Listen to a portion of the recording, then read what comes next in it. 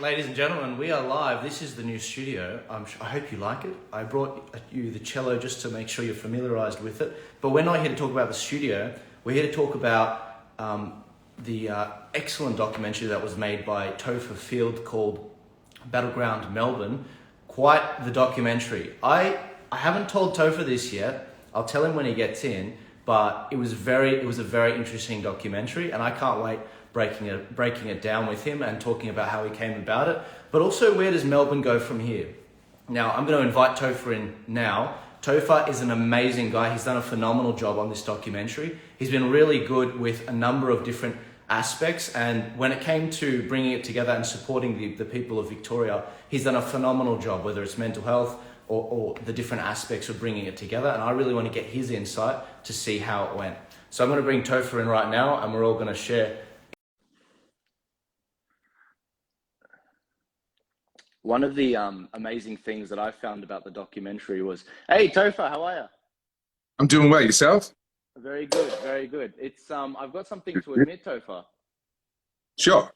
I know a lot of the people that helped make that documentary, and I wanted to hold off watching it for a little while, partly because I was busy, but partly I did actually want to watch it a couple of days ago when we first made contact, and I really wanted to have that. I literally just finished it 30 minutes ago. And mate, seriously, there were a few moments there. There was at least, I could tell you the 4 moments where I nearly came to tears. It's not even my state, but I felt for you guys. And this is your first documentary? My first feature. Like, I've done other little videos here and there over the years. Anyone that's been following my work, I've been a political commentator for 12 years. But this is my first ever feature, and it's certainly by a very, very long shot the biggest story that I've ever told. And the best way to describe it, mate, is it is better than the sum of its parts. It's just one of those things that just came together. Each and every person involved in the project gave it their all. It was an absolute labour of love for everybody involved.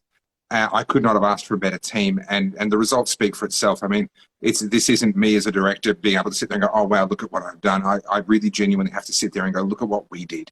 You know, look at what the city of Melbourne did. Look at what the people of Melbourne did. I mean, I couldn't have told their story if they hadn't written that story. You know, I have the privilege of telling the story, but it's not my story. It's their story. They wrote it. I just got to tell it. And then the team that got around me to help me tell it, phenomenal, phenomenal. You did an amazing job, honestly. I can't compliment you more. I thought it was particularly, and you weren't working on pennies and volunteers. I mean, there was a lot of volunteer work, but I think you fundraised. It was hilarious. I don't want to ruin the documentary. This is the thing, guys. You got to go watch the documentary. I'll put it in the description. This isn't just a pitch, guys. It was an amazing hour and 40 minutes. It summarized from Victorians' view, the last 2 years of idiocy. And it's absolutely amazing how crazy things were. I was watching the documentary, and there was literally only one thing I think you guys missed from memory, and it was the fact that Dan Andrews at one point basically outlawed the live streams. And I do believe from memory he started talking with big tech, and he was trying to basically shut these live streams down. And in fact, at one point he even said to the mainstream media, "You can't fly your helicopters over." Correct. So there are actually a lot of things that are gone from the story, and you don't necessarily miss them because you don't notice what isn't there. But for example, do you remember Daniel Andrews' fall down the stairs? Did that hit the news up where you are? Yeah. Okay. It's gone. It's not. You won't find it in the documentary anywhere. You know, along with he tried to ban live streaming. He tried to ban the helicopters showing live footage. When you're trying to take 20 months of complex history for 6.5 million Victorians and distill it down to 100 minutes, there's a lot of stuff that just has to hit the cutting room floor. So I really had to make a decision, make some really, really clear decisions and some pretty hard-nosed decisions at times around what is this documentary about? What is the story? And for me, the story was the heart and the courage of the people of Melbourne and the people of Victoria versus Daniel Andrews, who is just an absolute power-hungry villain, in my view. I regard him as a genuine psychopath, and I don't use that word for shock value. I think if you actually put him through a proper psychoanalysis, you would find that he rates very, very highly as a psychopath. And so for me, that was the story. It was the psychopath premier versus the courage and the tenacity of the ordinary people of Melbourne. And so anything that didn't help me to tell that precise story had to go. And that means a lot of good stuff had to go. There just wasn't time to include everything. Would you ever release an editor's cut? Look, there isn't much more for me to release. I mean, sorry, there's a lot of interview that I haven't used. There were 22 hours of interviews all up. So in theory, I could add a lot more time. Yeah, I could add a lot more time in. But the reality is I've spent the budget. The budget's gone. Just to get it to the point where you saw it. I mean, one of the other reasons why, and you mentioned this, one of the other reasons why it came together so well is that people gave me budget to work with, and I wasn't having to beg, borrow, steal. We were using digital cinema cameras, 6K digital cinema cameras. We were using Carl Zeiss CP2 lenses, for those of you that are into this sort of thing. We had, proper NTG3 shotgun microphones properly set up. We had all of the right gear, and I had the people that knew how to use the gear. I was then able to give my editors 40 days across the team of the three of them. They had 40 full days to work on this project, along with myself alongside them, obviously. The list goes on. That was only possible because of the budget that people gave me. And I can't begin to tell you what a magical feeling it is to be sitting in the middle of this incredible moment where people backed me with their money. The best way to say it is that they put their money where my mouth is. And they gave me the resources that I needed to build this incredible team. And then to watch that team make magic. It's honestly one of the most privileged experiences of my life, was to get to be Johnny on the spot, right in the middle of this just amazing orchestra of incredible professionals yes, they were doing it for the money, they were getting paid properly, and they were therefore doing a professional job. But each and every one of them was also handpicked because of their passion. And it became this incredible project. The like of which I may never work on again. I mean, it's the stars have really aligned. It was a lightning strike, really, is what it was. And there's no guarantee that anything I ever do again is going to be that good. But it did. It really did come together well. Well, I mean, it's your home. And I hope your home never goes through that much pain again. I can see why the stars really aligned on this. I mean, there's a story to be told. I think I seriously, it's so tough because I've been thinking about the future of Victoria, especially after I was down there when the protests were happening with the massive update to the bill. Yeah, go for it, man. That looks awesome. What's that? This is a Mark Twain riverboat. It's called a barber pole. So this has both a Maduro and a Connecticut shade wrapper, the light one being the Connecticut, the darker one being a Maduro. And it just creates lovely, complex flavors. And I'm pairing it with a Lark Wolf 4th edition whiskey. I'm having a swing right now, Johnny Walker swing. I discovered it. I discovered it while I was on holiday, actually, and it's not like Chivas Regal. It's not. It doesn't give you the shivers per se. But when it came to the oh wow, man, it was an amazing documentary. I was stunned for words. Look, it's hard to bring me to tears. I didn't cry at my own father's funeral recently, actually. Yeah, wow. I don't when I see the suffering of people still alive, that's what concerns me. People that have passed, it's like, okay, the pain is done. Ongoing pain, that's a problem. When it's within your power to change something, I got a problem with that. And I just, honestly, you guys did a phenomenal, I know I've said it 3 times already. You've done a phenomenal job. Everyone listening to this should watch that. I can't wait to send this to everyone. Topher, where does your drive come from? You've been at this for a long time. I think I sent you a video from 9 years ago of yourself. You're obviously very passionate about Australia, the Anzacs, our history, the things that make Australia great. What was it that really, drove you to join the freedom movement? Let's call it the freedom movement, but also to work on the documentary like this. Well, really, I mean, that's two very, very distinct questions. I would say I began my serious journey away from being a conservative, which is how I was raised, and towards being a libertarian, which is how I would describe myself now. Still very conservative in the personal choices that I would make for myself, but very much a libertarian in terms of how I would view the role of government in controlling or not controlling other people's choices. But that's a philosophical conversation we can have if you're interested. But I grew up as a conservative. Johnny Howard was third in line after God, Jesus, Johnny Howard, right? That was kind of it, right? You know, Jesus sat at God's right hand, Johnny Howard sat at his left hand. That's how it worked. And, you know, everything that he did, he could do no wrong. He wanted to send the troops off to war, then obviously war was the right thing. He wants to have a baby bonus to encourage, you know, parents to have babies. Oh, absolutely, that's a great thing. First homeowners grant. Oh, wonderful. All these things that I now regard as terrible, and big government socialist programs that would never get my support now. Back then, you know, the gun ban, even in 1996, I was a 14-year-old. You know, the gun ban. Well, Johnny Howard said we had to do it, so obviously we've got to do it. So that was getting me to actually realize that that was wrong was the hardest part. And it took actually a stint in the Army Reserve. That was actually what shattered my illusion, the illusion of the competence of government and military institute, all of these institutions that you do idolize as a sort of cookie cutter conservative as I was. That got shattered by actually having to interact with them up close and personal. And I very quickly realized this is not, you know, it was, to use a cliche, it was that Wizard of Oz looking behind the curtain moment. That's what it was. How did you meet them? Are you saying these very politicians? Sorry? Are you saying that you met these very politicians? I mean, you're saying that you... No. But no, I spent some time in the Army Reserve. And the Army, of course, is this idolized organization. We idolize the Army as a conservative. So with the Army, you know. And I still have a great deal of regard for soldiers themselves, but I do think the Army as an institution gets horribly misused. But back then, it was on this pedestal. And then I became a part of its ranks. Yes, only Army Reserve, never deployed, never saw combat, none of that. But just watching how it actually operated in reality and realizing these are the people that are making these life and death decisions that I've idolized all my life. And this is how these decisions get made. It really it was that seeing behind the curtain moment and realizing that the big, all-powerful Oz was actually just a little dude behind a curtain. Yeah. And that began a pretty rapid transition after that. It's, you know, I'm talking 18 years ago now, that I was in, and I'd left about 16 or 15 years ago. I'd left.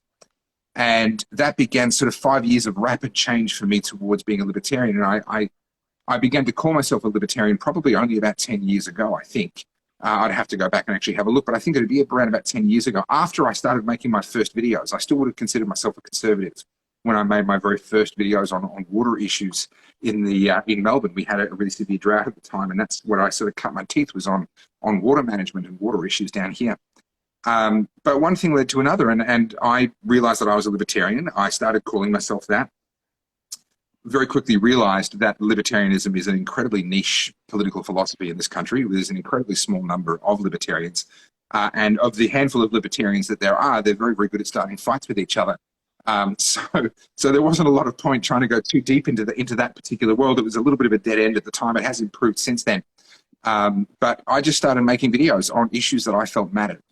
And initially that was all around water and water management, and that still is a passion of mine to this day. There's some really serious issues with that in this country. But over the years, I've made videos on freedom of speech. I've made videos on taxation. I've made videos on regulation, on vaping, on taxis and Uber and deregulation. And, you know, you name it, I've covered a gamut of different topics over the years. And then ultimately, it was a fairly natural thing for me when COVID came along, and not in the very first instance. It wasn't until mid-March of 2020 that I started to go, hang on, this isn't right. There's enough scientific data now. We've got enough real information from real scientists and real academic bodies around the world, and it does not support what we're being told by our politicians. Our politicians aren't following the science. And so it was on the 31st of March 2020 that I released my first video on the topic of COVID-19. It was on the 25th of April 2020 that I spoke at my first protest, which I believe was the first formal organised protest against lockdowns in Australia, I believe. I stand to be corrected if someone can show me otherwise. I'd be happy to be. And one thing led to another. And I've been there in Melbourne at the protests, etc. Since then, with a few periods off, I had to take a bit of time away from the front lines on a couple of occasions just to avoid exhaustion and mental exhaustion more than anything else. But I've been a part of that movement ever since, and it put me in this really unique position to be able to tell the story of the movement. I was there from the beginning. I am still there now. I was there at a lot of the pivotal moments that I cover in the documentary. And so I realized, and I talk about the actual moment when I made the final decision in the documentary. I talk about that moment where I went, no, I've got to do this. I'd already been thinking about it for a while before that moment in time. That was just the decision moment, the realization. But what I'd been thinking through was, hang on, I have the audience that I know will support me, right? So I know I can raise budget. There's other talented filmmakers out there who could do a great job of telling the story, but they don't have the support where they could raise the budget to be able to do it. And so they're not going to do it. I have the experience, having done short films, lots of corporate stuff, lots of TV commercials, etc. Even though I'd never done a feature before, I understand how filmmaking works. I understand how documentary making works. I've spent enough time in that world, and I have a lot of the right contacts so that if I have budget, I can build a team and they can do a great job. So I had the ability to raise budget. I had the ability to put together the right team. I had the personal experience myself, and I had the on-the-ground, real-world knowledge of what that fight was and what had happened over the previous 20 months. And there just came this moment where I went, I kind of have to do it. It's like I've kind of been pointed out as the guy. Like, how many people are there in Melbourne that could say that they tick all of those boxes? And I don't say that as a boast. It's just history conspired, circumstances conspired to put me in this position where I could raise the money. I knew how to make the documentary. I had the contacts that I needed, and I had the intimate knowledge of the subject matter. And at that point, you say, well, that I might be the only one in that position. And I kind of have an obligation. I almost have a duty at that point to actually follow through and do it. And that was what I did. Yeah. I actually, believe it or not, I actually haven't seen a lot of your stuff, Topher, because I'm obviously in New South Wales, different ecosystem. Are you, do you have a Christian background? That's because you've got good taste, Joel. You've got good taste, so you haven't seen a lot of my stuff. That's what's kept me to say, no, we've got a different talent pool in Sydney. I think there's disproportionately more channels in Victoria because of how hard they pressed you guys down. I mean, you, Discernible, Voice for Victoria, I mean, you'd often appear together. And you guys did a phenomenal job. I thought what you guys was excellent. I think, and Damien Curie, of course, he did a phenomenal job as well in all of his commentary. But I just felt that your documentary was, you didn't make any reference to the virus. And I thought it was quite apt because it demonstrated that, as Gladys Berejiklian said, our former premier here said, this is a war, but she never said what it was a war against. This is a war on the people. And you know, the government kept saying, but the virus, but you were saying, but the people are suffering, but the people are suffering. And that was the theme that I really felt through the whole thing. The name of the documentary is Battleground Melbourne, and you explain, you tie it really well. I won't say what it was. Guys, you've got to watch the documentary. But you tied in really well at the end. And I just thought, wow, the storyboard for this must have been amazing. The storyboard was entirely mental. I never actually physically storyboarded it. And I owe the documentary really to the people that you mentioned just before, but also people like Avi Yemeni, Rukshan Fernando, a bunch of others, Anthony Burge, there's so many guys, True Arrow Events, the Cafe Locked Out guys, and so many more that I can't remember off the top of my head, who were there at the time documenting it, pointing a camera at protests, at police, at other incidents and other events. And the story was only able to be told by me because they documented what happened at the time. And whether that was for their own live streaming purposes or what have you, they were documenting at the time, and I was able to come in and gather it all together and collect it all together and build a timeline out of that and kind of tell that story. Out of all of the isolated events that they all covered, I was then able to tie it all together and tell the story of kind of a narrative from start to the middle to the end. But the reality is this isn't about a virus.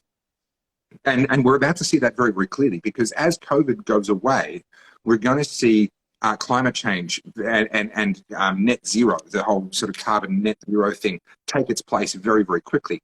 And we're going to see very quickly that a lot of the supposed solutions to climate change, the supposed solutions to achieve net zero, are remarkably similar to the solutions to the coronavirus. It's going to involve you having less freedom. It's going to involve them having more power. It's going to involve you living a smaller life, less travel, less energy usage, less distance. You're going to be in your home a hell of a lot more. The solutions are going to be mysteriously, remarkably similar to this completely different problem. Because ultimately, and without being all tinfoil hat and conspiratorial, ultimately, there is a very popular belief amongst the world's rich and powerful that the common man is consuming too much on the planet and has to be suppressed. That has to be stopped. That has to be reduced. And whether the coronavirus was deliberate, I don't think it was. I think it was man-made. I think it came out of the lab, but I would assume until proven otherwise that it was an accidental leak. But it was seized upon opportunistically by rich and powerful people to then begin to impose on the world their version and their vision of what the world should look like. And that involves a universal basic income. It involves a bunch of other stuff that we're yet to see fully play out. But we are very much seeing this was the test case. Whether it was intended that way or whether it just came out that way, they've now proven to themselves that they can literally lock millions upon millions of people in their homes, violate some of their most basic human rights, send riot squads and anti-terror police into the streets to deal with dissidents and arrest people and drag them away, and be applauded by a majority of the population. They've proved that. We know that. Because I watched it. It happened on the streets in front of my house. I watched it. I saw it. And they know that. And so unless we can get people to engage with this fight and to become active in standing up to this stuff, then that's our future. And it won't be because of COVID. It'll be because of the next thing. And then when that exhausts itself, it'll be because of the next thing. Yeah. But ultimately, people with money and people with power want us to live smaller, less happy, you will own nothing and you will be happy, whether you like it or not, kind of lives. That's what they want for us. And they will find an excuse to impose it. Yeah. I just changed my mic over, guys. I hope you can hear me a bit better. Yeah, you've been in this fight for a while, and I think you saw a lot of these underlying problems, and this pandemic is sort of the straw that broke the camel's back. I believe the same thing. I believe in Shari Markson's reporting on the lab leak, and a lot of the work that a lot of American commentators have been saying. And you're totally right. This is just the latest, event that's happened to push forward a certain agenda. The agenda might be pushed forward by the death of George Floyd. The agenda might be pushed forward by climate change. And this is my concern so far. This is my concern. The reason I think that there's been so many commentators and people activated, I mean, there's no doubt you guys had the biggest protests in Victoria, despite New South Wales being a bigger state. It's because of, in my opinion, it's because of the pressure that's been put on you guys. I mean, we can't make a documentary in New South Wales that looked like that because we just don't have the footage of people suffering compared to that. Yeah. I mean, we suffered, but you guys make us look like amateurs. And in my opinion, with this particular issue, people have been activated. But in a post-COVID world, which I do believe we will get to once this issue passes, I strongly believe that a lot of people are going to switch off. So when the climate change debate comes around and we start doing climate lockdowns, a lot of people are going to go away. You'll still be here, just like you've been here for the last 10 years. I'll still be here because I see the threats coming as well. So how do you retain those people to let them know, hey, wake up, engage in your democracy, show your kids how to, how to get, results done, parliamentary speaking. Yeah. So I have a saying, and it's not original to me, but I don't know where it originally came from. Everyone is a libertarian in at least one area. Yeah. If you talk to them for long enough, you will find at least one area in their life where they go, the government shouldn't do that. They've got no right. They shouldn't have, get them out. Every single freaking person, even the communists that we all have in our lives, they've all got that one area that they've carved out and gone, nah, that's ridiculous. They shouldn't be doing that. Yeah. So, but what that is that's issues-based libertarianism. Now, we've created a new issue that is turning a lot of people into libertarians on this issue, the issue of lockdowns, the issue of government control, vaccine passports, mandatory vaccines, whatever the specific issue may be for them. They're becoming an issue-based libertarian in that one area. The challenge for communicators like myself is to get them to think through the issues to the principles behind, so that by the time this fades, they've become a principle-based libertarian. I'm a libertarian in principle, not just on the issues that affect me or that I'm passionate about. I'm a libertarian in principle. That means I'm going to stand up for libertarian values, even where it benefits others and not myself, or it's in areas that I couldn't care less. Personally, it doesn't affect any personal choices, but on the principle of the matter, I'm going to stand up anyway. Now, we've got a window of opportunity, and I would say it's basically the rest of this year is our window of opportunity. While people are still deeply engaged in the whole COVID stuff, all the different issues that have come up, they're still feeling like a libertarian in that one area, and it still feels real and passionate for them. We have around about an 11-month window left before that closes in order to turn these people from issues-based libertarians into principles-based libertarians and to inflict some real electoral harm. at a federal level and at a Victorian state level against the major parties, by which I mean the Liberal Party, the Labor Party, the Greens and the Nationals. All four of those have failed the Australian people miserably, in my opinion. And we need to see a massive growth in the vote for freedom-friendly minor parties, the like of which have been standing up where the Liberal Party simply has not. Yeah, I'm a solutions guy, and when I was in Victoria, because I've never been scheduled for a speech in New South Wales. It's always it's been thrust on me at the event, but yeah, going down to Victoria, I feel not like an imposter. I mean, I know the state. I've actually dated a girl in the state before a couple of years ago. I'm quite familiar with the state, but I do feel as an imposter, as someone from New South Wales, having an opinion while I'm there about you guys should do this and that and this and that. Yeah. But at the same time, and so I'm very hesitant to be like, okay, guys, at this point you have lost. But if I was to go that far, I would say that I totally agree. In 11 months, you'll know where the state of Victoria is going. We all have a federal election, most likely in May, for Scott Morrison, and see what happens in the Senate. And the importance of that is, if we actually get up and we get the balance of power, we can veto the bill that was done in Victoria, which we lost on while I was in Victoria, the vote that was done. Correct. If we fail on a federal election, for Victoria, you've got your November election, which you mentioned in the documentary. That's your opportunity to throw Dan Andrews out. But this is the problem. When I was down there, I didn't know the MP, Catherine Cummings, but she heard that I was in Victoria. She'd seen my segment with Captain Graham Hood, the Qantas pilot who resigned. It was actually the only segment where I teared up, actually. And he's a good guy. Graham Hood is a great guy. He's a phenomenal guy. I'm so glad with what he's doing. So she saw some of my segments, and she wanted to invite me, like a good host, to Victoria, to the Parliament. And I was so honoured for that. I'd never been invited to the New South Wales Parliament, let alone the Victorian one.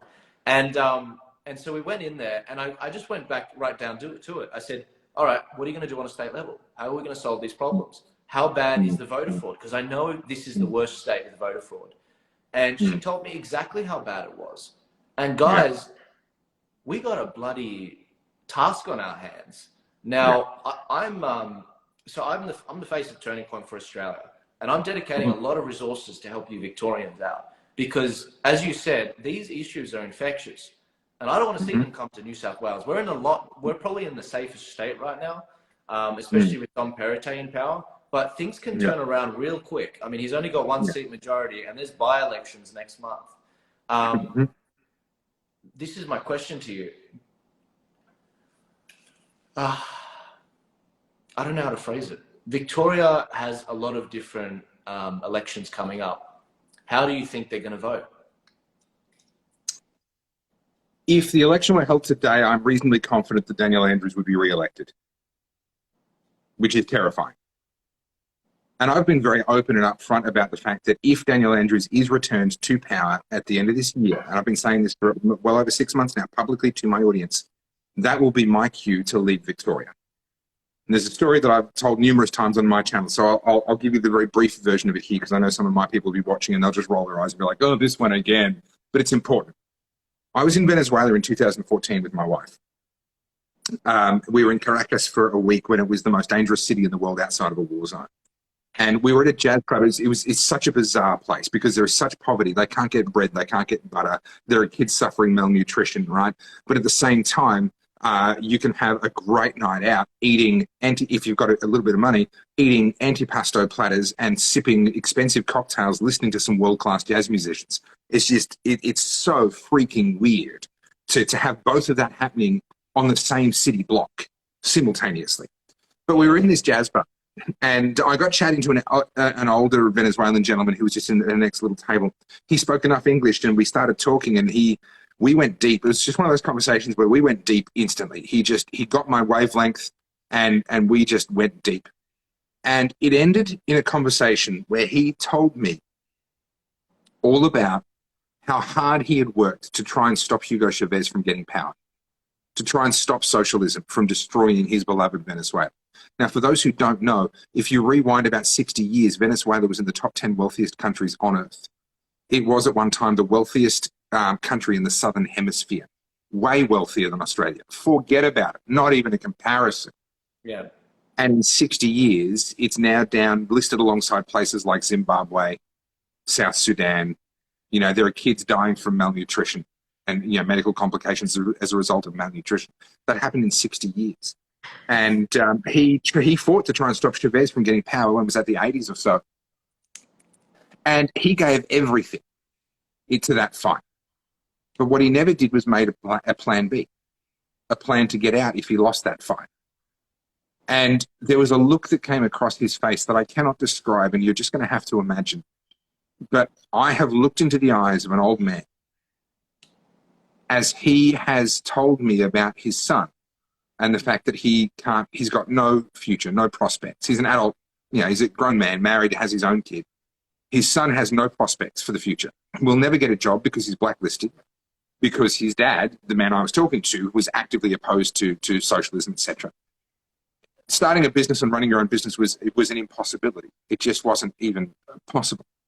And as a result, this man that I was talking to had seen his grandson developing symptoms of malnutrition, not being fed properly. And no matter how hard the whole family worked, they couldn't provide enough to feed a growing boy. Yeah. And to look at his face as he said that his one regret was that he never made a plan B. He gave everything to the fight and nothing to what he would do if the fight was lost. And I made a commitment in that moment, looking at his face and seeing an expression on an old man's face that I hope never to see again. I made a commitment that I would never be that man. I'm a fighter by nature, not a physical fighter. I'm not interested in that, but I will fight for what I believe is right. It's burnt into me. It's baked into me. It's a part of who I am. But I will never do it to the point that my children and my grandchildren end up having to suffer because I didn't actually know when to walk away from the fight. And I've been very clear with my audience now for actually probably over a year now that I think about it, that if Daniel Andrews wins in November and the Victorian people say, hey, yeah, we like this, we want more of this, please continue, then at that point I'm calling time. I'm saying, okay, Victoria, if you want to be the California of Australia, you go for it. You be that place. But me, my family, my kids and their grandkids, we're going to find somewhere else to live. Yeah. And there's a very high probability that somewhere else won't actually be in Australia at all. Right. See, I know that a lot of Victorians, do you mind me asking where you would go? So, very likely to somewhere in the Caribbean, at least as an interim step, because residency is easy. Deposit a few $1,000s into a bank account, you've got permanent residency there. Passports are relatively easy. A couple of years, you've got a passport, or a couple of $100,000, which we don't have, but so we would do the couple of years. But if someone has that sort of money, a couple of $100,000 in a couple of months, you've got a passport. And the Caribbean passports open up instant permanent residency in a huge number of countries. So you can go to Mexico, you can go to Colombia, you can go to large areas of Europe outside of the Schengen zone and just get instantaneous residency. You can just show up, show the passport, and they go, hey, welcome, come on in, live here as long as you like. So we would be looking at the Caribbean as a staging area, I guess, for a couple of years to then decide where in the world we want to live. Now, let me be really clear. I absolutely love Australia. And until COVID came along, the thing I used to tell people whenever I traveled, I'd say to people, the more I travel, the more I love Melbourne, right? The more time you spend in other parts of the world, the more you realize that being born in this country, as I was, or even for those that immigrated, coming to this country is like winning the lottery, or it was, right? But we can't be so romantically caught up in what we were that we fail to see who we're becoming. And that's what concerns me. There are so many parts of the world where they have a cultural memory of oppression, Eastern Europe being a big one. Parts of Central and South America, it's more patchy there, but there are areas there where they have a deep cultural memory of what oppression looks like, and they never want to go back. And they will fight tooth and nail to make sure they never do. Here in Australia, I think we've had it too good for too long. We don't know what that looks like. We don't know what that feels like. It's happening in front of our eyes, and we're failing to recognize it. And so I think unless the Victorian people get real smart real quick, then we're going to have to suffer for a couple of decades before we learn that lesson, because we're not learning it from the rest of the world. We seem doomed to have to repeat their mistakes in order to learn that lesson. Yeah. It's a hard admission. It really is. I never told people what got me activated. I know this is an interview about me, guys, but No. You go, please. Look at so. Have you heard of John Anderson? Do you know John Anderson, former? Yeah. Former former deputy prime minister. Yeah, under John Howard, he was excellent. Yeah. He was probably the last best national. He does fantastic interviews now. John, if you're watching or if you happen to know Joel, look me up. I'd love to have a chat. Yeah, I'll tell him about. Actually, I'm going to send him your documentary tonight. I'll send it to him. Amazing, thank you. He was one of the first people that actually got me activated in politics. Okay. My university in 2018, they were trying to make me. I finished my degree. I finished my final test. I started studying property economics at UTS because I'm from the property industry, and I was handed this pink piece of paper at the end of my property tax exam, my final exam, which said, "Do you want your results?" And then if you flip it over, it says you have to complete your mandatory sexual consent training. It was basically teaching. It was an online course basically to teach young men about consent and how not to rape. And I was like, I don't think I signed up for that. I don't think I signed up for you to hold my results because of this course. And so I said, I'm not doing it. And I tweeted it. It was my first tweet. I've never gotten as many likes as that tweet. It reached 200,000 people. And I'm so censored on Twitter, I don't even bother. So when it came to the actual, or the pushback, this somehow made its way to John Anderson. And he got in contact with me and he picked up the phone. And we ended up having coffee. And later on, he ended up, I think it was early 2019 or late 2018, he had an interview with Peter Hitchens, and this is why I'm bringing it up. Yeah. Peter Hitchens is a massive cynic about where the world's going. He's a Christian, and he says, if you want hope, you come to the wrong shop. If you want a hope, look to eternity. And to an extent, he's right. You know, we're always doing He's right. He's right. He's 100% right.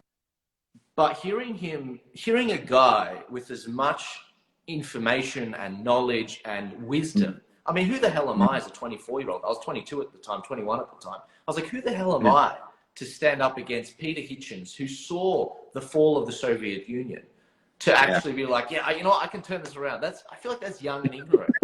So to hear him say, there's no hope, there's no point in hoping for it, it was such a fascinating discussion between John and Peter Hitchens. And I've asked John about this discussion. I was on the phone with him right after it happened. And I said, John, and I'm not kidding, guys, this isn't like, I don't get any honor by saying this. I didn't sleep for 2 weeks. I was on edge for 2 weeks after watching that interview. Because to hear as a young person that there's no hope in trying, there's no way you can turn this around, it sends you to rock bottom. And when I saw that, once you've gone to the darkest places, if you come back from that, you will be one of the strongest people ever. And I'm not trying to big note myself, but I'm talking in terms of the people I've met, and I'm sure you know this, Topher, because you do phenomenal work for people with suicide and everything. If they come back from that and you get them off the drugs, or if you get them away from suicide, or you get them away from whatever, mate, they'll be your strongest ally. You keep them right next to you. 100%. 100%. And ever since then, you know, I tried to return back to property, but I kept being thrust into this fight. And what really pushed me over the edge was when I lost my job in property mid-2020. And I was like, you know what? Screw you guys. This has become revenge. I'm going to make sure we replace you in the media. I'm going to make sure we replace politicians that push these mandates and these unlawful restrictions. And we're going to put people in that we would trust and that have intellectual honesty, something that you guys don't have anymore. And I'm bringing this up because I feel like hearing from you saying that you're prepared to go overseas, I feel like that is what activates people, because it's the reality that I get it, guys. We've had 30 years of economic growth uninterrupted. Now it's changed. But we can lose this. In fact, we have lost it.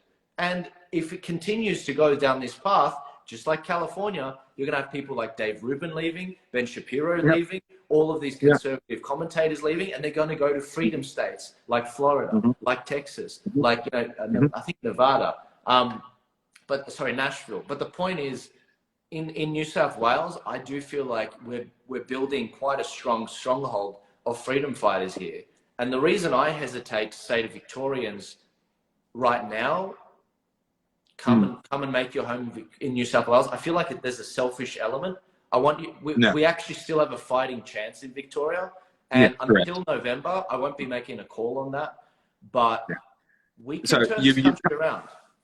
We can, and you've covered a lot of ground. Can I go back to the Peter Hitchens conversation? Sure. All right. Sure. I would challenge his theology. Right. There is a school of theology in Christian thought that believes that we're headed towards an inevitable total breakdown of society. All the prophecies of Revelation are going to come to pass, and it's all just going to be, the whole world's going to go to hell in a handbasket. There is another school of thought in theology that looks at Revelation differently and says that actually a number of those things have already come to pass. They came to pass when the temple was torn down. I think it was the year 30 AD or there. I don't remember exactly, but shortly after Christ, and that actually what we have a responsibility to do as Christians is to actually be engaged in the world and to be actually trying to make a difference and trying to make the world a better place. Right. I don't know who's right. Okay, right. I don't know which of those theologies is correct. I'm going to do a great job of sitting on the fence here, saying I don't know. But here's what I do know: every single Christian and every single human being, whether you accept the lordship of Christ or not, we are called to be good stewards of what we have been given. I have been given years of life. I have been given a brain. I've been given hands. I've been given basic human resources, and it is my responsibility to be a good steward of those. And so I am going to engage in this fight, and I'm going to try and make a difference and try and make the world a better place. And if it turns out that it's all futile because it's all going to hell in a handbasket anyway, and that first group of that first theology is correct, well, so be it. But I will still be a good steward of what I was given, right? And if it turns out that they're wrong and that the other school of thought is actually correct, then my time will be very well spent and may very well be rewarded with some actual progress in life. So that's where I kind of stand on that. I have a responsibility. It doesn't matter. It doesn't matter what the future of the world is. I have a responsibility to be a good steward of what I've been given. And I will do that by trying to make the world a better place. Whether or not I succeed is secondary. The fact that I am there and I'm using what God gave me to try and do that is what I believe actually matters in this particular case. Yeah. So in terms of Victoria specifically, we've been given, I think, the best opportunity that we will ever be given. Again, I can't predict the outcome. I don't know what the future of Victoria is and whether the Victorian people just love their chains so much that they're going to vote for the dictator again. Maybe they will. But here's what I know. We will not have a better opportunity than COVID. COVID and the political overreaction to COVID has jarred so many people out of their sleepy comfort, out of their, I don't pay attention to politics, they're all the same anyway, all those naive excuses that we used to be able to make so glibly, right? What they're realizing is that just because you ignore politicians does not mean that politicians are ever going to ignore you. That this stuff is actually going to affect your life, whether you choose to ignore it or whether you don't. And people are beginning to get angry and beginning to get engaged in a way that was unthinkable 2 years ago. I used to get so frustrated by the apathy. Well, guess what? That apathy for still a minority of people, but a significant minority of people, that apathy has been thrown off and they're starting to get engaged and they're starting to fight. We will never have a better opportunity than to have COVID happen for 2 years before a year in which we have a federal and a Victorian state election. From Victoria's point of view, this could not have lined up any better for us. And this is our best shot. So people ask in practical terms what they can do. And here's my answer. This is my opinion on that. I believe that the Labor Party, the Liberal Party, the Nationals and the Greens are all complete basket cases. And I've seen a number of people join those parties to try and change them from the inside. And inevitably the party changes them, not the other way around. Right? Yeah. I am of the view that our best shot, you mentioned the balance of power in the Senate a minute ago. I think our best shot is to try and achieve a balance of power in the lower house, which is much more difficult. But in Victoria, where polls are already showing that about 30% of Victorians have already rejected the Liberal, Labor, National and Greens parties. So the latest, actually it's probably not the latest anymore, I'm not actually up to date with the latest, but the last poll that I saw showed that 60% of people were going to vote for Labor, Liberal, Greens, Nationals, 10% were undecided, and 30% were already saying that they were going to vote for someone other than Liberal, Labor, Greens, Nationals. Right? And we didn't have any further breakdown of what that meant. Yeah. So what that means is that we've got 30%, maybe a few more if some of those undecideds break towards that 30%, who are actually already intending to vote for minor parties. Right. Now, a number of those minor parties are very good freedom-friendly minor parties, even if I don't agree with their entire policy platform. In areas such as COVID and lockdowns and vaccine passports, they're very good. That's right. I have become a financial member of a political party for the first time in 20 years. And for me personally, that was the Liberal Democratic Party, not to be confused with the Liberal Party, right? Liberal Democratic Party down here in Victoria, they've got 2 sitting MPs, Tim Quilty and David Limbrick, and they've been fantastic all through COVID. But there's also the United Australia Party. You can hate them for lots of reasons, but they've been outspoken and they've been good on the issue of lockdowns, vaccine passports, these sorts of things. One Nation, again, you can hate them for lots of reasons, but Senator Malcolm Roberts and Pauline Hanson have been very good and very strong on these critical issues right now. There's others. There's IMOC, there's Australia One, there's the Great Australia Party. Like the list of parties is long. Now that's a bad thing. Yeah. Now that's a bad thing, but if we play our cards right, it becomes a good thing. Let me keep my cigar going. Give me a sec. No, you're right. I don't want to ruin your train of thought. So, and someone earlier, I saw a question, what am I smoking? It's a Mark Twain riverboat. It's a barber pole, two different shades of wrapper there, a barber pole, beautiful cigar. So here's what, this is my task, this is my self-appointed task between now and the November Victorian election, but also obviously the federal election before that, is to help ensure that people understand how preferential voting works. Our voting system is not perfect in Australia, but it's pretty jolly good, and it's an awful lot better than a lot of other countries have. And what preferential voting allows you to do is to vote for a minor party. Let's say, in my case, it's going to be the Liberal Democrats. Whoever my local lower house Liberal Democrat member is, that's who I'm voting for first, right?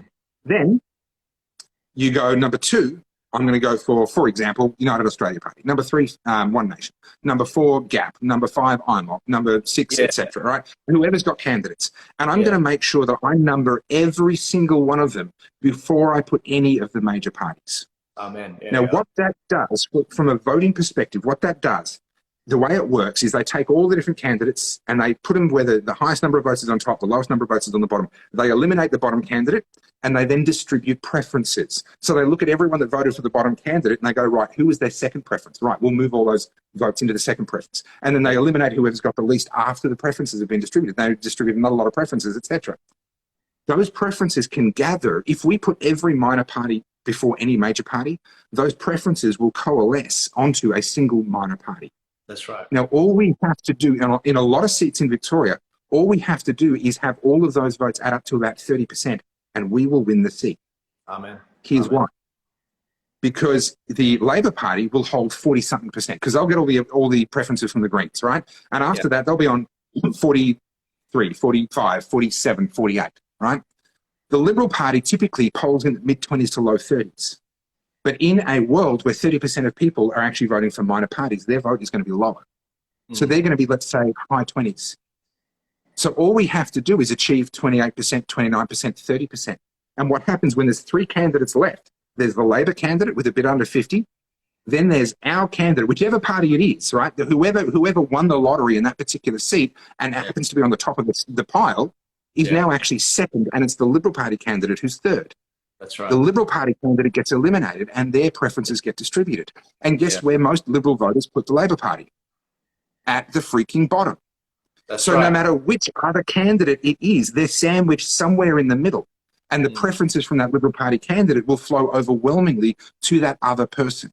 And all of a sudden, they'll be on 51%, 52%. Labor's going to be sitting on 48%. And we just stole a lower house seat. Yeah. Now, across the whole country, that's probably only going to happen 5 or 6 times. I'm not saying that there's going to be some massive groundswell and a majority of seats are going to be won in that manner. Not even close. Right. But I think across the whole country at the federal election, we could see that happen 5 or 6 times if we can communicate how preferential voting works and the need to put every single freedom-friendly party first before any of the major parties. If we can communicate that, then I think we can win 5 or 6 lower house seats. And if we get lucky, that means that between them, those people hold the balance of power in the lower house. Now, Joel, you know the power of holding the balance of power in the upper house and how you can hold the government to ransom and make demands of them if they want to pass certain legislation. Yeah. Imagine how much that power gets amplified if you hold the balance of power in the lower house and they don't even get to call themselves the Prime Minister unless they negotiate with you first. How much more influence? Yeah, exactly. They could be a minority government. Correct. And they have to negotiate with our block of freedom-friendly parties, who I know are already talking to each other behind closed doors, right? They're already talking about working together behind closed doors. This is my hope. This is not a promise. This is not a prediction. This is my hope. If we all get together and we work our freaking asses off, that in May, when the federal election comes along, we can cause such a growth in the minor party vote that they seize a number, any number, whatever number it turns out to be, of lower house seats, and scare the absolute willies out of the Victorian government, because they know that in another 7 months they're staring down the barrel of an election of their own, and that we have got momentum and we're going to become a juggernaut where neither Daniel Andrews nor Matthew Guy, the Victorian opposition leader, will be able to hold government in their own right. Yeah. That's my project between now and November, is to try and make that happen. Yeah. If I succeed, then it might be worth staying and continuing the fight. Yeah. If I fail and Daniel Andrews gets elected and able to form government in his own right, well, at that point, I'm saying, okay, Victoria, it's been fun, but I'm out. Brother, we're on the same wavelength. For the people in my audience that are in this, first off, make sure you click that top button and follow Topher. Second off, you know that I'm already onto this to the point the infrastructure is actually already built. We had local elections in New South Wales, and we rolled out how to vote cards for just 12 of the locked down LGAs out of the 128 councils. And it was phenomenal. We got like 5,000 hits, not including the amount of people that ended up screenshotting and sharing the photos with their families. Yeah, and it ended up shifting elections, to say the least. And that's the same system. It was a trial run for the federal election, but also the state election for November. I just know after this call tomorrow, I'm probably going to call you, Topher, to talk about this. But we need to talk more for sure. Absolutely. But in Victoria, guys, I need you to understand this. What Topher just said is the key to success. It's what I've been calling Plan B. And the problem, as someone with the following, the problem with the minor parties is quite often they don't work together. So sometimes what it takes is... That's changing. It's being true, but that is changing. It's changing out of necessity and out of desperation. But quite often what happens is you get these facilitators like Topher, and sometimes myself, where we basically say, hey, if you don't do this, if you don't do the one thing you are required to do, which is run candidates, then we will shame you in front of our audience. And that is the thing they are very scared of. Now, Topher, in Victoria, I think you guys have similar stats to New South Wales. In our local elections, and you're going to like this, the highest I saw in the Bankstown electorate, which was an electorate we ended up putting how to vote cards for, there was a 38% informal vote, which is people who voted no candidate or they threw their ballot out. There was 38% of people who were not impressed by the candidates and they threw the vote out. That's supposed to be more like 2.5%. Yeah, that's right. People are pissed off, and people are disgusted, and rightly so. People are disgusted by what politics has become. But we need people to not vote informal. We need the minor parties to put up good candidates that actually deserve people's votes, and then we need people to actually vote for them. And don't let perfect be the enemy of good. Yeah. Don't sit there and say, oh, look, I almost agree with them, but you know what? They're wrong on that one thing, so I can't give them my vote. Listen. You've spent your whole life voting for Liberal or Labor or Greens or Nationals or whoever you voted for, holding your nose for those assholes who have completely screwed you over. Don't help them by getting upset or getting too picky about who a minor party puts up in front of you. Yeah. Accept that everyone is imperfect. Yeah. All right? I'm imperfect. I hate to break it to you, Joel. You might not be aware of this, but you're imperfect too, okay? And every single voter is imperfect and every single candidate is imperfect. Stop looking for perfection. Amen. Understand the fight that we are in and back the people that could actually change things. If the definition of insanity is doing the same thing over and over again and expecting a different result, what does it say about you if you're going to vote for the same thing over and over again and expect a different result? If you want a different result, change how you vote, talk to your friends, get them to change how they vote, and let's get behind all, not just one. Don't pick just a favorite. Yes, pick a favorite. But then get behind all of the freedom-friendly minor parties. Make sure you put them all above any of the major parties. And in that way, we give ourselves a fighting chance. I agree 1,000,000%. The freedom parties, what makes them freedom parties is they have to pass a bar. Now, guys, we're not, as he said, we're not looking for perfect. We're not, Jesus Christ died 2,000 years ago for our sins. That was perfect. If you're looking for a perfect man, that was him. all fall short of the glory of God. And when it comes to what's going on with the bar, what makes a freedom party a freedom party? When I define 8 parties as freedom parties, this is the bar. And I actually articulated off the spot on the 24th of July protest in Sydney. No vaccine passports, no vaccine mandates, no lockdowns, and basically freedom of choice, essentially. Get out of our lives. Stop telling us what to do. Now, when it comes to what's going on in the country, that's the bar that the candidates have to take. The moment they step out of that line, we don't have a freedom candidate, we don't have a freedom party. The moment our political parties, and this is the important point, Topher, remember that little electorate I told you about, 38% informal votes? There was not one freedom party that ran there. Not one. And I lambasted them. There were candidates in a number of these electorates where the freedom parties did not even put someone in there, and I gave them people to actually run there. All they had to do was slap their logo on, and they were a freedom candidate. So this is the point. If freedom parties do not run candidates, they're no longer freedom parties. They are protest parties. They are not doing their job. They literally have one job, and it's to run candidates who represent certain values. And this is my job, in my opinion, and this is Topher's job. It's to make sure we stay on track, and that's for electoral success. Now, can I add to that? Because I agree with you, but it's all about resources. These minor parties, so understand the major parties get a huge amount of money every single election because in the Electoral Act, they've written in a certain dollar value. Every primary vote they get, every first preference vote they get paid money. They have millions of dollars to play with. The minor parties... Just so you guys know, on a state level, it's $4, and on a federal level, it's $2.60. A lot of money. So you think about how many...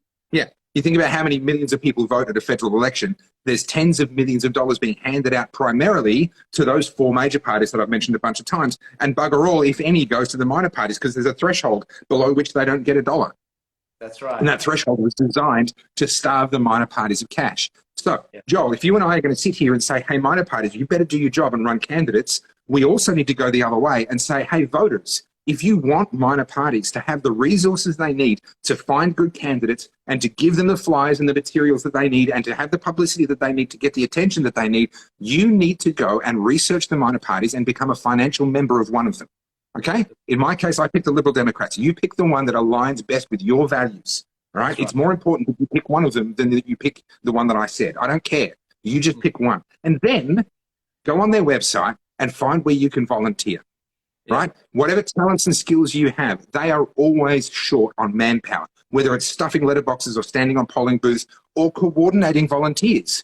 Right? It doesn't matter if you're advanced in years and you're not at the point where you can go pounding the pavement anymore. Maybe you've got a PA background and you can do some spreadsheets and you can do some coordinating and you can sit there with a phone answering telephone calls and coordinating volunteers. There's something that each and every one of us can do to help them. They need financial members. And they need volunteers who are going to do a good job for them and help and give them the resources so that people like Joel and me can say, hey, you'd better run candidates in every electorate. And they go, good, we're going to, because we've got the resources, we've got the money, and we've got the membership, and we've got the volunteers, and we can really get engaged in this fight.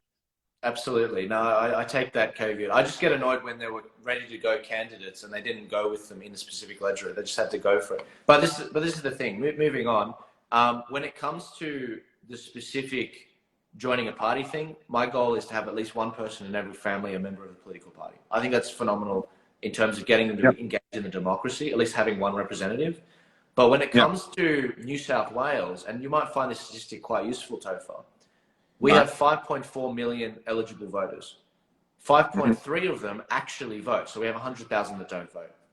Out of the 5.3 million people, only 30,000 are members of political parties as of the last election. That means that's 0.5% of the eligible voters. So that means we are being ruled by not the 1%. I know you guys like saying, we are the 99%. Not the 1%. The 0.5% is governing us. And what does that mean? 30,000 people. Those are the people that are members of political parties that can vote on pre-selection, who ends up being up for grabs for the Liberal Party, who gets to be up for grabs for the Labor Party, what policies they go for. We had a problem with abortion in 2019, and it could have been squashed if enough people in the Liberal Party ended up voting it down in the party room, but they didn't. But this is the problem. The reason why we don't say join the major parties is because you don't get voting rights for 2 years. We don't have time. We don't have 2 years.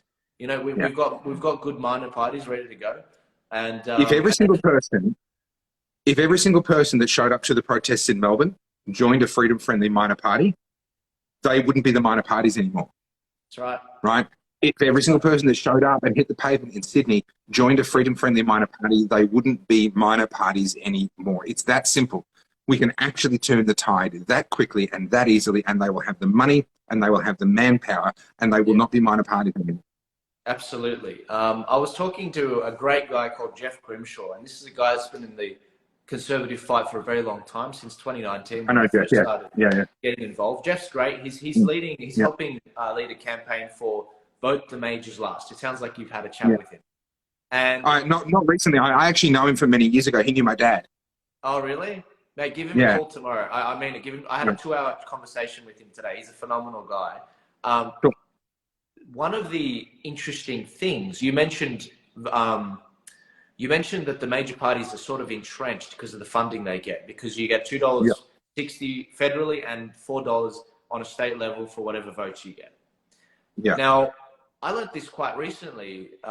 It turns out that the major parties get funding, loans from banks, depending on their first preference vote. Guys, you need to understand this. Not even the people in the 30,000 people in New South Wales know that. This is a very small sliver of people that know that. So one of the things that Jeff Grimshaw is doing is vote the majors last. One of the things that I'm doing with my How to Vote cards is making sure that the majors do not get any of the funding. I want the funding to go to the minor parties. I want the minor parties to have a foot in the door, so that in the next election and in the following election, they just keep growing so they can smash this oligopoly. What do they do to the Liberal Democrats? They're so scared of them that the major parties gang up and basically say, no, you can't have that logo. You can't have the name Liberal in your name. That's how scared they are of democracy. This is, again, this goes back to it. This is a war, not on a virus, on you, democracy. Once again, they're turning the very tools they use on the war on terror on you, the surveillance state on you. And this is going to keep going on until you stand up and say no. In case anyone thinks that Joel's being over the top, on the streets of Melbourne, we had the anti-terror squad and an armoured vehicle deployed against protesters. They are literally using the equipment and the laws brought in response to 9/11 and the war on terror against the people of Melbourne. That is literally true. It's not a figure of speech. They have literally branded us as terrorists. We have, this is coming to a head. This is coming to a head. They have had a 40-year head start on us. When I say they, I mean rich and powerful people who want more money and more power, and the little people be damned, right? Those people have always been with us throughout the entirety of human history. They have begun to get organized 40 years ago, working towards a world where eventually we would all own nothing and have to be happy whether we liked it or not, right? That's what they've wanted for a very long time. And we have only just started to get organized and started to go, whoa, hang on, we don't like where this is going, right? So it's on our end, it's going to be messy. It's going to be scrappy. It's going to be, you know, we don't have the big organizations, the institutions, the money, the power, the people of influence that they have. What we have is things like the internet and technology and the ability to talk to each other and to reach out to our friends and to reach out to our family and to spread this message so that we can pull the rug out from under them right when they thought they were just about there, to completely rip that rug out from underneath them. But the window of opportunity for us to do that is closing, right? And it's closing pretty quickly. And this is why, there can be no bystanders this time. There can be no spectators. Every single person needs to get involved. Amen. In Victoria, we will know by the end of the year, as you know, guys. Now, in New South Wales, because we have a Liberal government, we're actually fighting back slightly differently. We've had, you've had lawsuits in Victoria, but in New South Wales, because we're sort of more conservative government, we've been fighting with lawsuits. We've had former paramedic John Lada, who lost his job. He's actually also a deputy mayor. And we also had a number of other ways of fighting. There's a civil war that's going on in the Liberal Party. It's been going on for a number of months now, 6 months, which I've been documenting. And that's why Dominic Perrottet is in power right now. He's a lot of people, they accuse me of being a shill for Dom. But he's given us a lot of things which we actually really didn't get under Gladys, because he is different. He's from the more conservative faction. Gladys was from the same faction that Scott Morrison is, that's the moderates. Dom allowed us to travel between states. He got rid of the restrictions in terms of quarantine. He also allowed us to actually be able to not use the vaccine passport. And when it came to a lot of the mandates, the problem was there were some mandates he kept with nurses. There's literally one thing Dom has left to fix, and it's to legislate freedom on the jab. I've asked a number of commentators in New South Wales. I've said, what else is there left for him to do? If he does that, you've got nothing to complain about. We've got it easy. Yeah. Victorians, they're getting their heads cracked. You know, we've only had one tough protest, and that was the 24th of July. You know, I've still got a court case for that. But the point is, we've got it easy here. If the Victorians can't turn this around in the next 11 months, we've got to secure their retreat so that we can take back Victoria one day. Because I'm not going anywhere. You can't have the head of Turning Point go to America. It's not going to happen. Like, you gotta make. I'm going down with the ship, guys. I'm 24 years old, and this is my home. My family came from the Middle East. We can't go back to the Middle East. You know, this is our home. Yeah. And I think New South Wales has got a solid chance. I think Victoria does too. I think so. Now, I just saw a comment from Jess Stevenson saying I still don't trust him in reference to Dominic Perrottet. Listen. Don't trust any politician ever. Yeah. I don't look, if something really weird happens, because I never want to get into politics, but if something absolutely insane happens and I end up as a politician, don't even trust me. Okay? Trust is not what you should be extending to politicians. You should be scrutinizing them, watching them like a hawk, but you should also be supporting them so that simultaneously you can be helping them to do the right thing and punishing them if they do the wrong thing. Trust is not what the issue is here. It's about more people getting engaged and involved to hold these people accountable.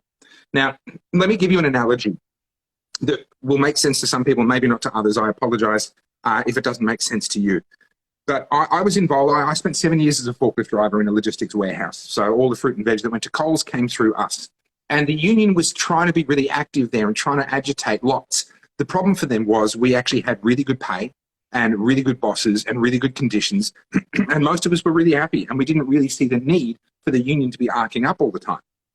And what they used to do to try and get more members and so forth is they would point to the warehouse across the road from us where they were on minimum wage. They didn't get treated well at all. And they'd say, look, that's what we would be like, you know, if it weren't for the unions. We need to go on strike on behalf of them. They're fighting for better conditions and better pay and blah, blah, blah.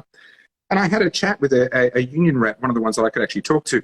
And I said, listen, if we treat our bosses as though they're a bunch of assholes, they have no incentive to continue their good behavior, right? If we treat them the way that we would treat them if they were terrible, they have no incentive to be good.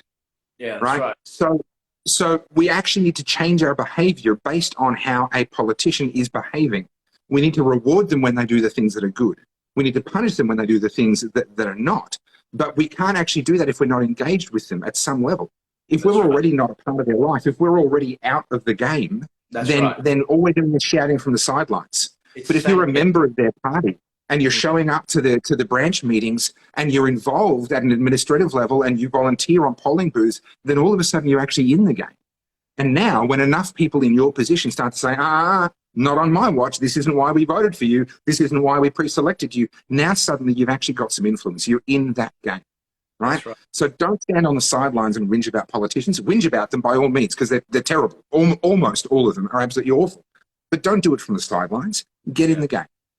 That's right, absolutely. And it goes back to this, guys. For the last, 30 to 40 years, some people say longer, the constitutional types, we're trying to undo 30, 40 years of damage. The reason why Topher 9 years ago was able to pick up on the rot that's happening, it's not because he's a clairvoyant. It's because he saw the trends. He knows history. You know what, Topher, I'll leave you with this. The COVID-19, it's not an IQ test. I always found that insulting. It's a history test. It's a history test, and no one knows their history. What's going on in this country was perfectly predictable. This is the fourth turning, and that's an idea that I've explained in the past. Are you familiar with the fourth turning? Of course you are. I'm right at home. The fourth turning is the idea, guys, that this fourth generation since the World War I has basically or something major happens. So in America, if we were to use America as an example as a country, Every time there's a crisis, there's a few years of peace, and then there's a massive crisis after that because people grow fat, lazy, and they forget the lessons of the first crisis. In America, 80 years ago, they had the World Wars. 80 years before that, they had the Civil War. 80 years before that, they had the War for Independence. 80 years. Why? Is it because it's the, sort of average age of sort of a person? I think it's because it's the memory. It's because we're not passing on the lessons of our parents who struggled, because strong men and strong women are made out of struggle, to the next generation. So this is the lesson. And this is something that Topher's picked up on very well. And this is why you have to watch his documentary, because it's phenomenal the way he's pitched it. It all comes back to education. You are being manipulated because you do not know your history. You do not know how your government works. You do not know how to get the results you want that are in your interest. Topher is a guy that is trying to empower you on a personal level, so you can enact change for your family, yourself as an individual, and you can advocate for yourself. That is exactly what I'm about as well, and Turning Point is about, and that's exactly what's going to turn this country around. It's self-empowerment, it's educating you, and it's showing you exactly what you can do. And let me give you another stat. In Australia, the biggest e-petition we've gotten was 500,000 votes. The biggest petition us, freedom fighters got, it was 309,000 signatures. It was that the vaccine rollout must abide by the Nuremberg Code. The biggest e-petition for us. Did you guys know that before the internet, before e-petitions, they were getting 2 million signatures on their petitions? Physical how did ones. they get it? They didn't have the internet. What were they doing it? And you know this, Topher. It's because of the churches. It's because they had interconnectedness. It's because they had community. We don't have that. We are undoing 40 plus years of damage. We're not going to undo it in 3 years. We're not going to undo it in 1 year. We've got a lot of work to do. And, if you want to, as Topher said before, we're not all perfect, but my God, we just need people to pass the freedom bar, which is no vaccine passports, no lockdowns, and freedom of choice when it comes to where you're employed and how you're employed. And that's the reality. Yeah, I've seen a few questions asking where the doco is. So you can search for Battleground Melbourne on YouTube. Make sure you were logged into YouTube at the time. It's been age restricted because of the violence in some of the scenes. It's real world violence. It's what actually happened on the streets of Melbourne. There's nothing particularly gory. Don't worry about that. But it's real, and it is at times a bit brutal. So they've age restricted it. So if you're not logged into YouTube, it won't show up in the search results. The other way you can find it is to go to battlegroundmelbourne.com. It's embedded in that page. Scroll down a little bit. It's embedded there. You'll either be able to watch it there, or it may require you to sign in. I'm not actually quite sure about that, but you'll be able to find it at battlegroundmelbourne.com. We're doing a re-release soon. The audio wasn't perfect in the release that we did. I had a deadline to meet, so we just had to go with it. We're refining the audio and making a few other tweaks and adjustments and refinements to the documentary. That'll be coming out early next week in 4K with improved audio and a few adjustments to some of the titles and so forth. And yes, for those that are asking, closed captions are on their way.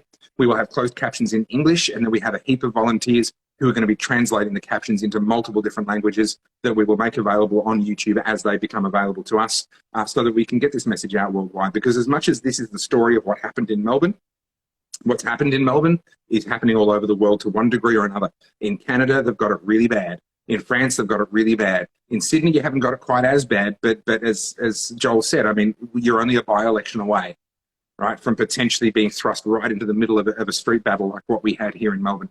So please watch the documentary, please share it, please spread it. The entire world needs to learn the lessons and to understand where hope does lie. There's a lot of people who are feeling despair. There's a lot of people that feel like there is no hope.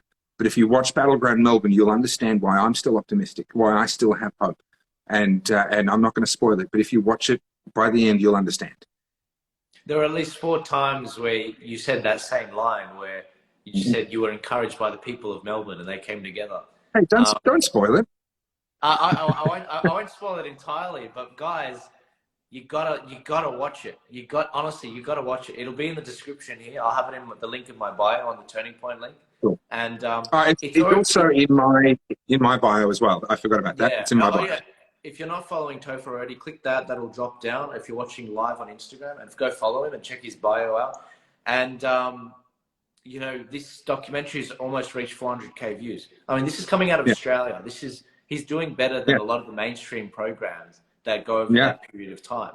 And, you know, Topher, I hope you do something else like this in the future. I hope it's not brought on by the suffering, but I hope you do something like this, because it was very magical. It was quite, you really captured something, and captured the last 2 years quite well with the limited time you were given. I feel like we could talk forever. I really do.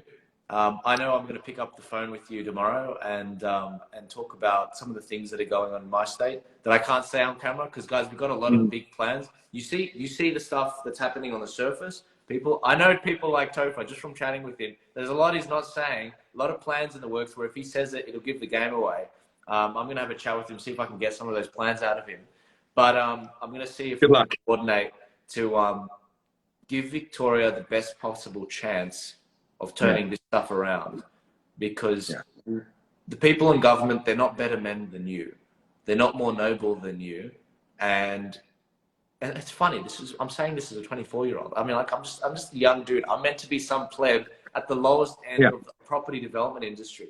These people are immoral. They're evil. Dan Andrews is a psychopath. He's crazy, you know. And I know I shouldn't say it as a New South Wales person, but vote him out.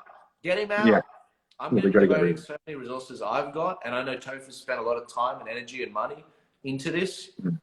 You can do this. You can do this, Victoria. It's a beautiful state, you know. I fell in love with it twice. It's an amazing place. And I think that, Topher, you're doing God's work, and I'm looking forward to seeing what God has in store for you. So thank you very much. Look, thank you so much for having me. Battleground Melbourne won't be the last thing that I do, but I hope I never again have to do something like this about a place that I love so much. A lot of people have gotten in touch with me and said it's hard to watch. Let me tell you, it was bloody hard to make. There were some really dark days in making it.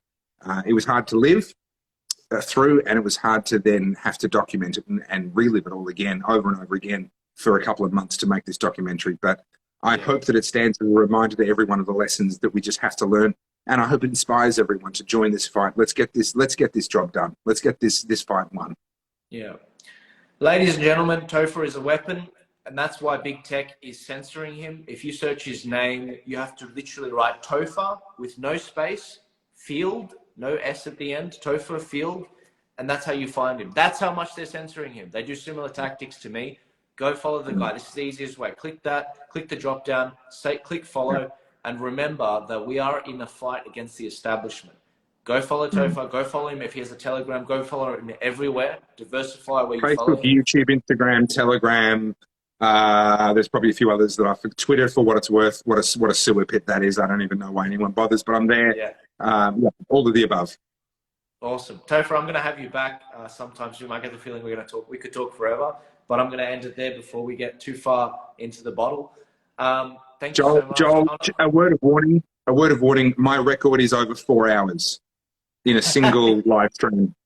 So that was with George Christensen. So really? Just be careful what you volunteer for. All right? If you let me off the chain, you give me an inch, I will take a mile. Mate, I can keep going. I don't mind. But George Christensen, was he on the? Did he keep the clock running as an MP? Did he just keep going? No, he wasn't in filibuster mode at all. We talked for over 4 hours, and then we talked until after 1 o'clock in the morning. After we'd signed off the show, we were just chatting. It was through StreamYard, so we could keep talking afterwards. We talked till after 1 o'clock in the morning. Really good guy. I had a great time chatting with him. He's a legend, and I wish he was running again in the upper house, but in the lower house rather. But that's okay. We've got other plans for him in the different states. But Topher, thank you so much. I'm going to call you right after I end this live. But this has been an absolute pleasure. Thank you for bringing this together. And remember this: a true leader uses nothing but what they are to unite many to achieve good, and that's exactly what you've done with this particular documentary. And I take my hat off to you, and God bless you. You too. No worries. I'll see you guys later. Thanks for tuning in. First live. I hope you like the studio. I'll be coming out with a bunch of different segments, especially for the parents that are wondering how they can protect their child and keep their finger on the pulse with their schools so they don't get jabbed without your knowledge. This is happening in Canada. This is happening in a number of other countries where they're getting jabbed, where they take the kids away let's see if we can turn this around. Thank you guys so much. Thank you, Topher. Thank you, you guys. And I'll see you tomorrow. Take it easy.